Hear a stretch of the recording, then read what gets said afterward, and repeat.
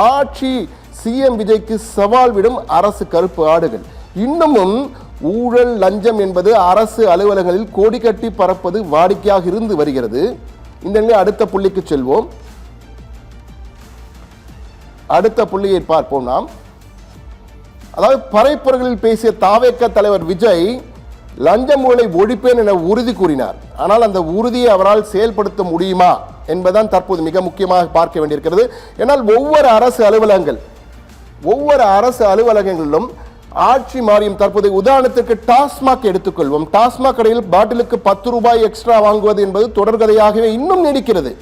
செந்தில் பாலாஜி வாங்குகிறார் என்று விஜய் ஆவேசமாக பேசினார். 10 ரூபாய் பாட்டிலுக்கு என்று பாட்டெல்லாம் பாடினார். ஆனால் இன்னும் டாஸ்மாக் கடையில் 10 ரூபாய் வாங்கி கொண்டிருக்கிறார்கள். தொடர்ந்து குற்றச்சாட்டுகள். டாஸ்மாகை மூட போகிறோம் என்ற அறிவிப்பு வந்தவுடன் அதிலே வருகின்ற கமெண்ட்ஸிலே தொடர்ந்து இன்னும் 10 ரூபாய் வாங்குவது நீடிக்கிறது என்கிறார்கள்.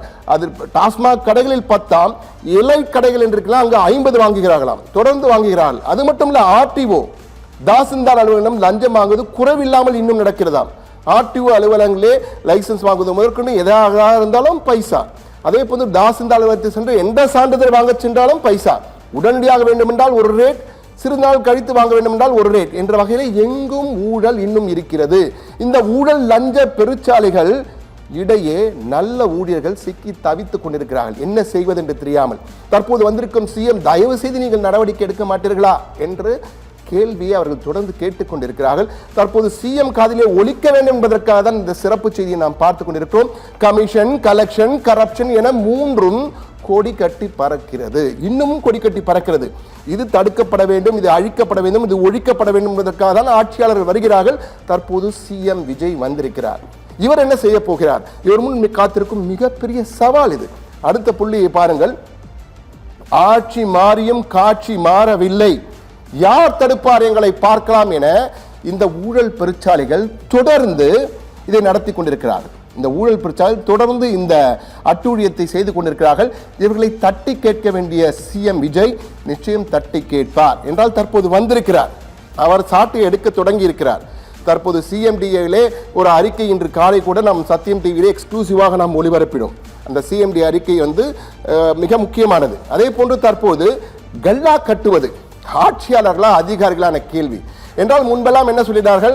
இந்த 10 ரூபாய் கமிஷன் வாங்குவது, லஞ்சம் வாங்குவது எல்லாம் அமைச்சர்கள் வரை கொடுக்கிறோம், அதிகாரிகள் கொடுக்கிறோம், ஒவ்வொரு கட்டமாக நாங்கள் கொடுக்கிறோம் என சொன்னார்கள். இப்போது ஆட்சியாளர்கள் மாறிவிட்டார்கள். தற்போது புது ஆட்சியாளர்கள் யார் அமைச்சர் என்று இன்னும் தெரியவில்லை. எந்த இலாக்காக யார் அமைச்சர் யாருக்கு போகிறது? அப்போது கட்டிங் வாங்குகின்ற கல்லா கட்டுவதெல்லாம் யார் வைத்துக் கொள்கிறார்கள்? அரசு அதிகாரிகளா?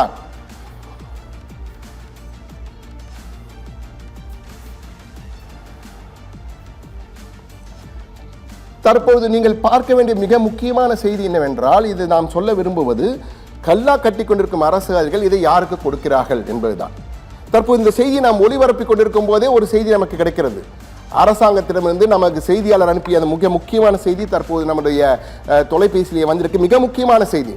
டாஸ்மாகிலே கூடுதல் விலைக்கு 10 ரூபாய்க்கு மேல் விற்றால் கடும் நடவடிக்கை எடுப்போம் என டாஸ்மாக் மேலாளர் தெரிவித்துள்ளதாக நமது செய்தியாளர் அந்த செய்தி குறிப்பை அனுப்பியிருக்கிறார்.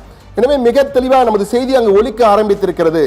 10 ரூபாய் கமிஷன் என்று நாம் செய்தியை வெளியிடுகிறோம், அங்கு தற்போது உடனடியாக நடவடிக்கை எடுப்போம் என கூறுகிறார். சத்தியம் தொலைக்காட்சி தொடர்ந்து பார்க்க ஆரம்பித்து விட்டார்கள் என்பதற்கு இது உதாரணமாக நாம் பார்த்துக் கொள்ளலாம். தற்போது சிஎம் விஜய் உத்தரவின் பெயரிலே டாஸ்மாக் உடைய மேலாளர் தற்போது அதிரடியாக ஒரு உத்தரவை போடுகிறார். 10 ரூபாய்க்கு எங்கேதான் வாங்கினால் உடனடியாக நடவடிக்கை என்ற அளவிலே ஒரு எச்சரிக்கையை விடுத்திருக்கிறார்.